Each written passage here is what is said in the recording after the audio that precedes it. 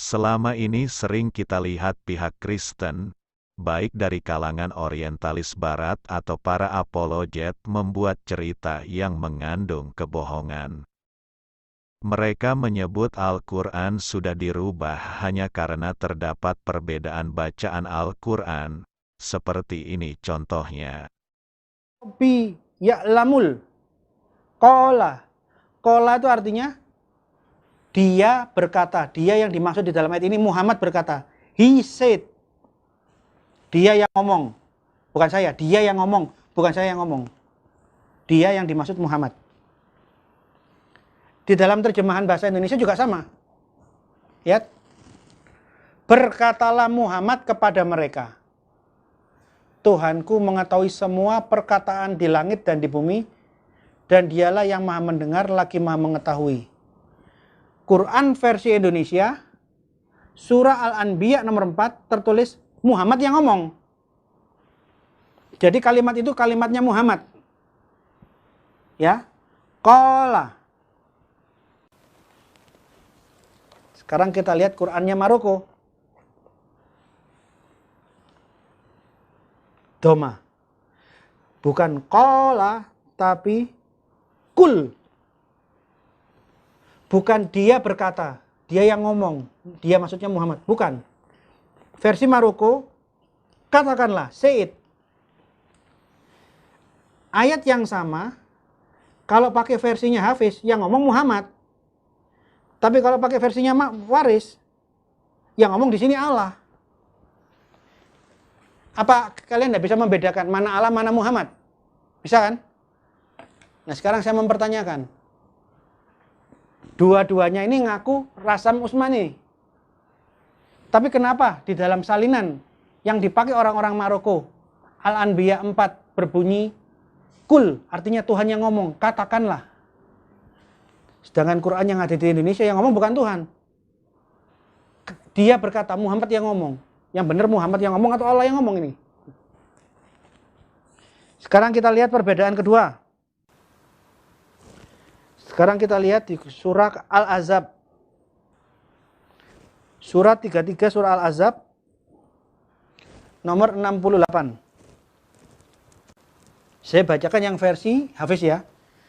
Rabbana aitihim difa'ini minal abzabi wal anhum la'nan kabirun. Kabir, besar. La'nan kabirun. Di sini menggunakan kata kabir, besar. Ya Tuhan kami, timpakanlah kepada mereka azab 2 kali lipat dan kutuklah mereka dengan kutukan yang besar. Sekarang kita lihat apa yang ditulis, apa yang ada di dalam Al-Quran versi Maroko. Katsirun. Katsir. Ini bukan ba tapi za. Bukan besar, bukan big, tapi many. Tahu bedanya? Saya punya rumah besar dengan saya punya rumah banyak. Tahu bedanya? Ini mengatakan kutukan yang besar, big, kabir.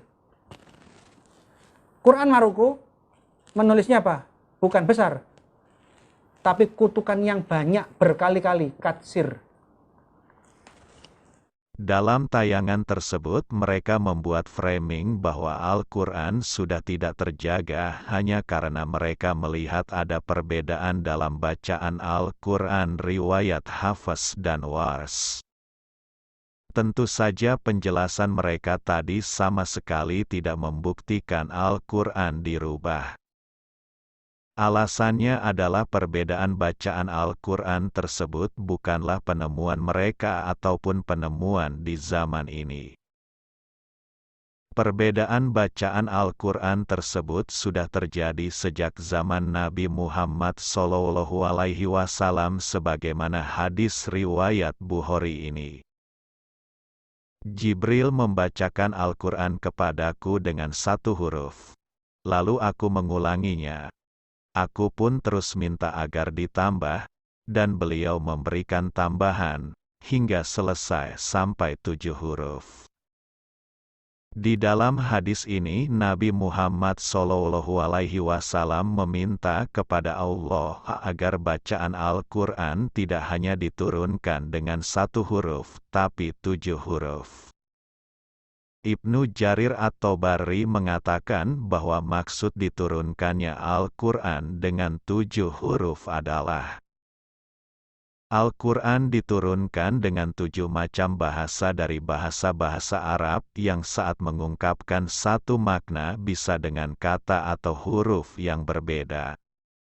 Contohnya sebagaimana perbedaan dalam bacaan Al-Quran riwayat Hafs dan Wars yang tadi ditunjukkan oleh Gracia Pelo. Di dalam surat Al-Anbiya ayat keempat, Al-Quran riwayat Hafs terdapat kata qala yang artinya dia berkata.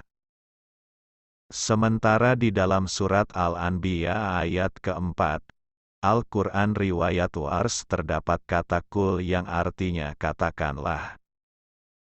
Jika surat Al-Anbiya ayat keempat ini kita baca seluruh ayatnya, maka terlihat memiliki makna yang sama.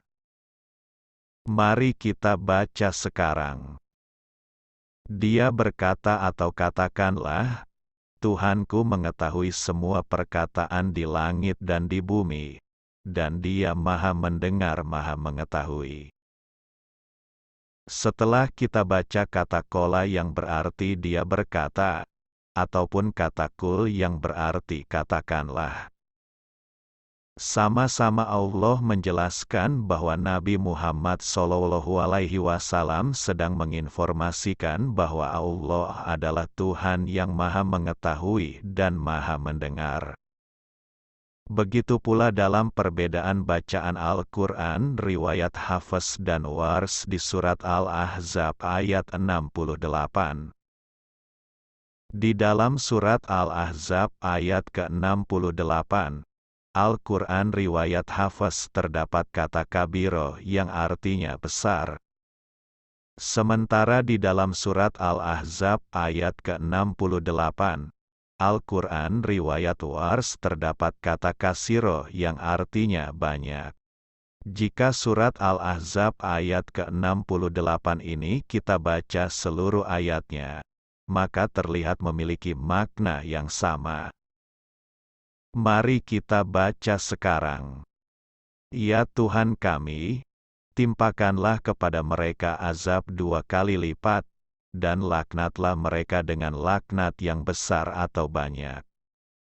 Setelah kita baca kata kabiro yang berarti besar, ataupun kata kasiro yang berarti banyak, sama-sama menjelaskan adanya orang yang sedang berdoa kepada Allah agar orang yang menyesatkan mereka diberikan azab dan laknat dengan tidak sedikit yang berarti bisa besar ataupun banyak. Dengan demikian terbukti bahwa maksud Al-Quran diturunkan dengan 7 huruf adalah Al-Quran diturunkan dengan 7 macam bahasa dari bahasa-bahasa Arab yang saat mengungkapkan satu makna bisa dengan kata atau huruf yang berbeda. Yang menarik adalah adanya beberapa perbedaan dalam bacaan Al-Quran riwayat Hafs dan Wars ini justru diajarkan oleh Nabi Muhammad SAW. Hal tersebut dapat dibuktikan dengan adanya sanad jalur transmisi bacaan Al-Quran riwayat Hafs dan Wars yang sanad jalur transmisi bacaan Al-Quran riwayat Hafs dan Wars sama-sama tersambung sampai Nabi Muhammad SAW. Mari kita lihat buktinya. Hafs menerima riwayat bacaan Al-Quran dari Imam Asim Al-Kufi, dan Imam Asim Al-Kufi menerima riwayat bacaan Al-Quran dari para guru-gurunya yang pada akhirnya riwayat bacaan Al-Quran tersebut tersambung sampai Nabi Muhammad SAW.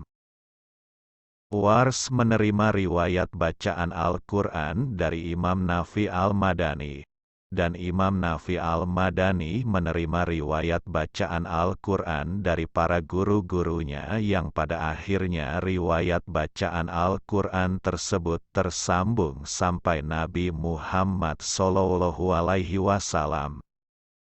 Dengan penjelasan ini terbukti beberapa perbedaan bacaan Al-Quran riwayat Hafs dan Wars bukanlah penemuan Kristen dan tidak juga membuktikan Al-Quran dirubah. Karena perbedaan bacaan Al-Quran tersebut terbukti diajarkan oleh Nabi Muhammad SAW secara turun-menurun. Yang menarik adalah Nabi Muhammad SAW sendiri mengajarkan 7 cara membaca Al-Quran secara turun-temurun dan mutawatir yang hal tersebut sekarang kita kenal dengan nama Qiraatus Sab'ah. Dalam Qiraatus Sab'ah sendiri terdapat 7 imam dengan 2 orang perawi yang mengajarkan dan melestarikan 7 bacaan Al-Quran yang diajarkan oleh Nabi Muhammad SAW secara turun-menurun dan mutawatir. Sekarang saya akan tunjukkan kepada Anda siapa sajakah 7 imam qiraat dalam Qiraatus Sab'ah lengkap dengan perawinya serta sanad jalur transmisi bacaan Al-Quran tersebut hingga sampai kepada Nabi Muhammad SAW.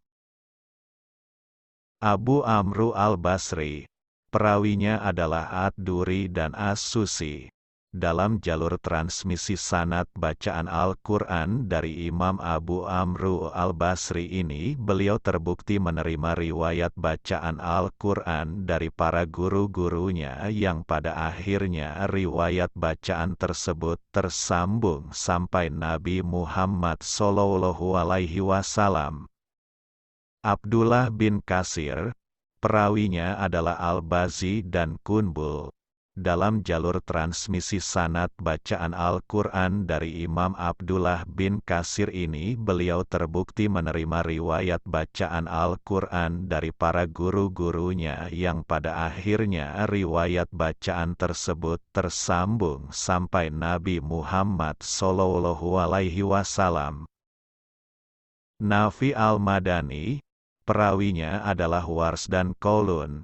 Dalam jalur transmisi sanad bacaan Al-Quran dari Imam Nafi al-Madani ini, beliau terbukti menerima riwayat bacaan Al-Quran dari para guru-gurunya yang pada akhirnya riwayat bacaan tersebut tersambung sampai Nabi Muhammad SAW. Ibnu Amr Asy-Syami, perawinya adalah Hisyam dan Ibnu Zakwan. Dalam jalur transmisi sanad bacaan Al-Quran dari Imam Ibnu Amr Asy-Syami ini, beliau terbukti menerima riwayat bacaan Al-Quran dari para guru-gurunya yang pada akhirnya riwayat bacaan tersebut tersambung sampai Nabi Muhammad SAW. Asim al-Kufi, perawinya adalah Hafs dan Syu'bah. Dalam jalur transmisi sanad bacaan Al-Quran dari Imam Asim al-Kufi ini, beliau terbukti menerima riwayat bacaan Al-Quran dari para guru-gurunya yang pada akhirnya riwayat bacaan tersebut tersambung sampai Nabi Muhammad SAW. Hamzah Az-Zayat, perawinya adalah Halaf dan Halat. Dalam jalur transmisi sanad bacaan Al-Quran dari Imam Hamzah Az-Zayat ini, beliau terbukti menerima riwayat bacaan Al-Quran dari para guru-gurunya yang pada akhirnya riwayat bacaan tersebut tersambung sampai Nabi Muhammad SAW. Ali Al-Kisai, perawinya adalah Ad-Duri dan Abu Al-Harits.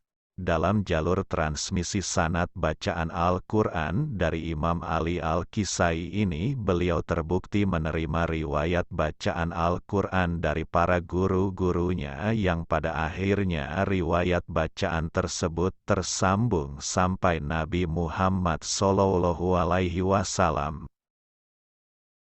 Dengan bukti sanad jalur transmisi bacaan Al-Quran dari para imam kiroat di Qiraatus Sa'bah ini, maka terbukti 7 imam kiroat di Qiraatus Sab'ah mendapatkan bacaan Al-Quran tersebut dari Nabi Muhammad SAW secara turun-menurun dan mutawatir.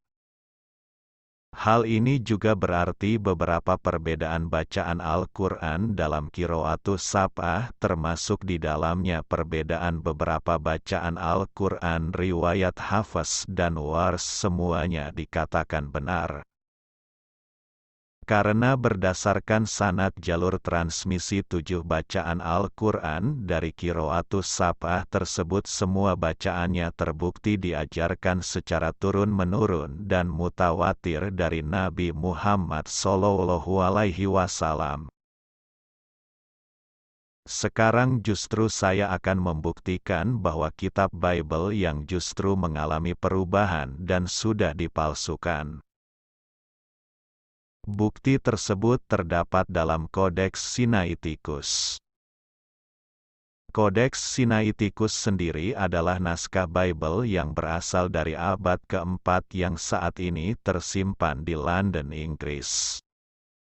Dan menariknya naskah tersebut telah ditulis secara online sehingga kita bisa melihatnya. Di layar Anda kita sedang berada dalam Kodeks Sinaiticus secara online. Dan sekarang saya mengajak Anda untuk melihat Markus pasal 16.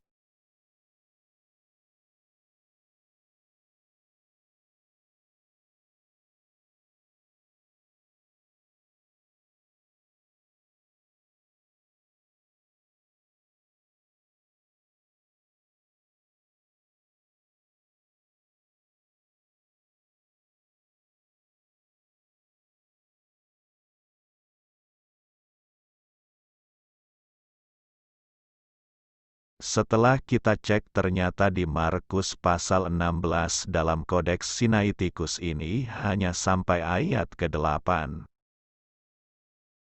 Untuk lebih jelas kita lihat teks dalam bahasa Yunaninya.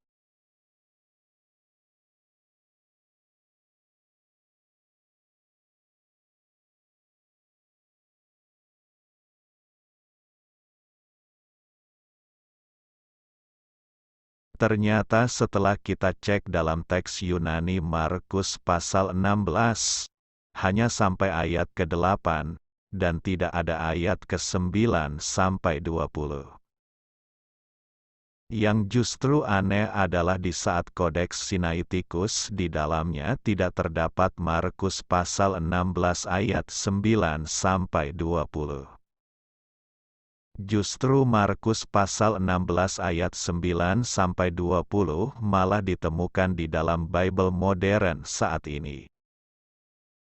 Hal tersebut sudah cukup membuktikan Bible terbukti dipalsukan karena Markus pasal 16 ayat 9 sampai 20 yang tidak ada di Kodeks Sinaiticus justru malah ditulis di dalam Bible saat ini.